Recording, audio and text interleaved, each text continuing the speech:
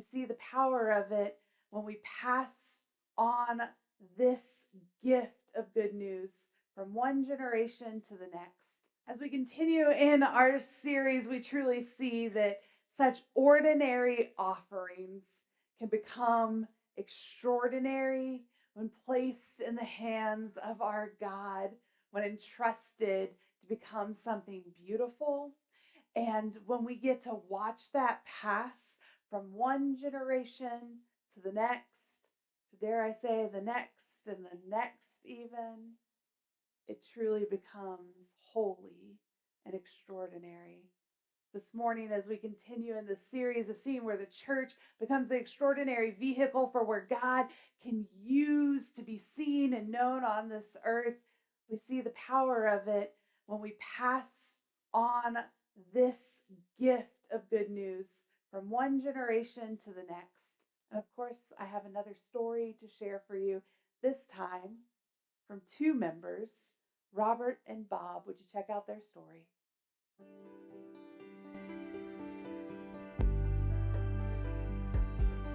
I love coming to First Methodist Church because of the love and support and fellowship that we have with people of all generations. And I would probably say one of my main things now, as our kids are more grown, that I like the friendships and the community that I've started to develop. I like our Sunday school class quite a bit and the people I've got to know there. I enjoy the Methodist men a whole lot, the friendships and the service and the different projects we do there.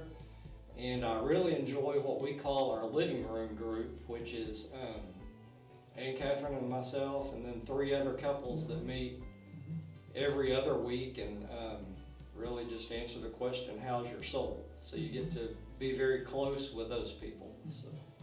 Well, I love the prayer ministry here. Marilyn and I have both been involved in it for a long time.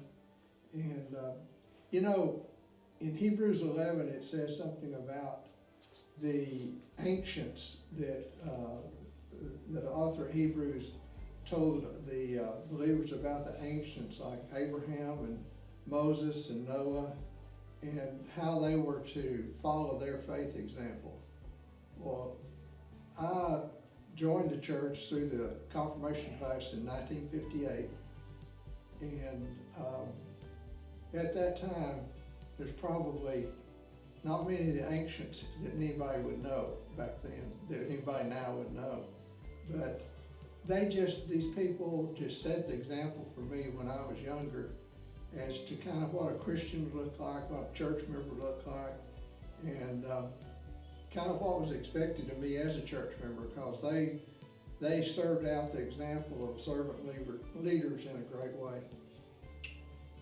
I think that's one of the neat things, talk about the confirmation class of our family having now 4 generations members of this church. So we can talk about, I did the same type of confirmation class, and our kids, Sarah and Grant, did the same thing. So I think that's a neat thing for your family history, I think. Carrying on the tradition. And, you know, I just feel like that I come here because I think Jesus expects me to support this church and fellowship with this church and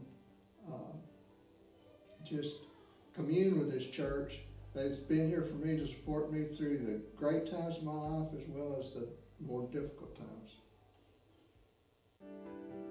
Did you catch that that's a dad and son? I love coming to First Methodist Beauty Church of because of getting to watch someone who was confirmed in this church in 1958. Did you catch that? And then his son was confirmed in this church, and he didn't give us the year, but you can go ask him after the service. And then his kids, who are now grown and raised, were also confirmed in this church. The beauty of the call of who we're called to be is to pass the legacy on from one generation to the next, to take this ordinary thing that we do and make it extraordinary by offering it over and over again. And the way that we do that is by allowing the smallest, the youngest to come and encounter the good news. And we get an example of how important that was to Christ in Matthew's gospel. It's just these 3 short verses in Matthew chapter 19, and it picks up in verse 13. It goes like this: Some people brought children to Jesus so that he would place his hands on them and pray. But the disciples scolded them. Allow the children to come to me, Jesus said. Don't forbid them, because the kingdom of heaven belongs to people like these children. Then he blessed the children and went away from there. This is good news for all people. The kingdom of heaven is meant for little children. The kingdom of heaven is meant to be like those parents who were excited to bring their kids to come and be prayed over and blessed. The kingdom of heaven is meant to not be roadblocked or hindered, but meant to be encountered. And it struck me in a new way of how Jesus says this to the disciples, right? He's scolding them like, don't forbid the kids, don't hinder them from coming to me. And Brian McLaren recently was in Dallas. He's published books, he speaks, all this kind of great stuff. And he said this when he was out at Preston Hollow Presbyterian Church about allowing kids and the younger generations to come. And it just felt like a new reiteration of Matthew's gospel. He said, nobody wants to be fuel for somebody else's organization to keep going after they're gone. Ooh. Nobody wants to be fuel for somebody else's organization to keep going after they're gone. He said, can I be frank? If we care about young people, then what we want to say is, how can our churches serve young people instead of how can we recruit young people to serve churches? A little bit of a twist there. So here's what I want to celebrate this morning. What I want to celebrate is I believe our church is already ahead of the curve. I believe our church does an incredible job of not placing hindrances from letting the little children come to experience Jesus. And I give thanks for that. If you don't believe me, first, you're going to see these pictures going up behind me, but I want to read you letters that were sent in by 2 different parent groups. The first one's from Megan Lauber, and she said this: hey y'all, here's my spiel. Luke and I started attending FUMC after we became parents. Luke grew up Catholic and I was raised in the Presbyterian church, and the Methodist was a good church to meet in the middle-ish. There's a joke in there somewhere. The church we were attending before Madeline did not have a children's program to speak of. We chose to switch to FUMC primarily because we knew the church had a history of supporting children's and student ministries and had many active family members with youngsters. I want to raise our children in a church family that will help bring our children up on a solid foundation. I hope they will see other adults in the church as a source of guidance and comfort as they grow up. I also want my kids to have a built-in friendships that have families with shared morals. I know FMC has a strong foundation supporting children and youth ministries, and we love the programs that our kids will be able to participate in: Wednesday nights and Sunday schools, student ministries, on and on and on, etc.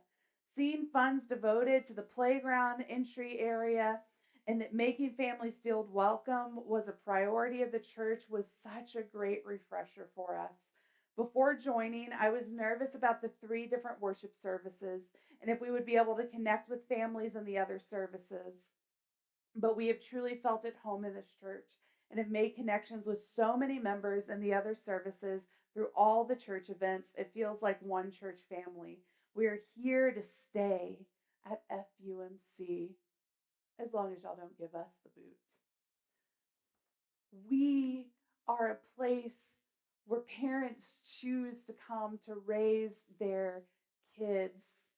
Katie Beth Miller put it this way. Hi, I joined FUMC because I wanted my kids to feel the power of engaging conversations, the joy of helping others, and the awe that we are part of something much bigger than ourselves.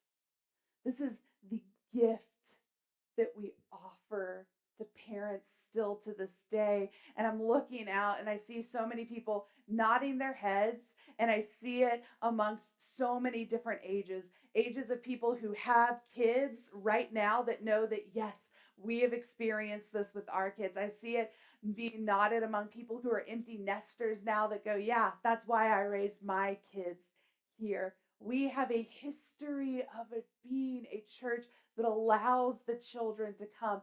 Y'all, not many churches would be comfortable with a cohort of kids sitting in the back of the sanctuary right now, having the time of their lives. Not many churches would feel comfortable in trusting the plates of the offering to be placed in the hands of children to be passed on Sunday morning. You, church, are good at not just saying, come to Jesus, but experience and go ahead and begin to serve him from a young age. And I want you to know how impactful that is, because the data shows us that if we separate out our kids and say that, no, you only get to experience God through kids ministry, you only get to experience God when you go across into the student ministry building, you only get to experience God with your cohort, statistics say they will not be an adult disciple. Over 80% of them will not make it into active adult membership in a church when they grow up. That is what Barna's studies show us. But kids who are part of the lifeblood of the church from a very young age, who are comfortable in the sanctuary space, in the space where we all gather, kids who can name more than 5 other adults besides their parents in the church, those are the kids who will most likely grow up to remain in the church and see it as something worthy of building community within, because they understand how extraordinary the church can be. So this morning, as I offer us the good news that we're ahead of the curve on all of this work, my invitation to us is, why not be the best? Why not be the best at this work? Why not keep leaning in and saying, we're going to be the ones that this is a marker that we are known for throughout our entire community and perhaps even the conference. When people want to know, how do you raise kids up in a church, they say, you got to go check out FUMC Cleburne. Because y'all, I think we have so many bright spots of where we're already doing it. And my encouragement is to say, just keep doing more of it. Keep doing more of letting our kids come and experience the goodness of Jesus Christ. Did you know that on a Sunday morning, well, I don't want to give too much of the state of the church piece away that's coming later today, but we roughly worship an average of 200 people in-house on a Sunday morning. 10% of who is worshiping with us in-house on a Sunday morning are our kids. That is unheard of today. We are a church that has children that are active and are excited to be a part of worship. Last week, when I brought up the kids and invited them to go and grab people out in the pews and bring them up, and they brought people up that weren't their parents, that's a sign. That's a sign that they know someone beyond their parents that are pouring into them. Keep doing that. So, if you fall into my empty nester and above crew, this is my little bit of a challenge just for you this morning. Who are you going to grandparent? What kid or kids in this congregation do you just go, I click with that one, and that's the one that I want to love on their parents and I want to help love on their kids? Pray for them. Take them out to lunch, have them over for dinner. Make sure you connect with those kids on Sunday mornings when you see them so that they are excited to run up and greet you as adoptive grandparents. All right, now to talk to my single people or my married couples without kids. You are the coolest aunts and uncles ever. Your work is the same. You get to be the cool aunt and uncle that gets to be adopted by these kids that they think, can you believe the coolest kid in the church likes and knows me? That's your job. Parents, you got the biggest task of them all because you are the disciple maker. Yes, we as the church, we make covenants with each other through membership to be there for one another. Through when you baptize your children here, we say that we will walk alongside of you as you raise those children, but you have the responsibility at home to raise your kids to follow Jesus Christ. And I know that can get big and scary and feel overwhelming, but it can be so simple. It can be as simple as beginning with prayers, with finding the time to open scripture and read it. Parents, you are the disciple makers of your homes and of your kids. And we, as your church family, want to support you every step of the way. Because when we do that, then the next time we do this series in another decade or so, then it's going to be Bob King and Robert King and Grant King that are all up on there. And Grant's going to be talking about his kids that were confirmed in this church because we're going to keep doing what we do so well.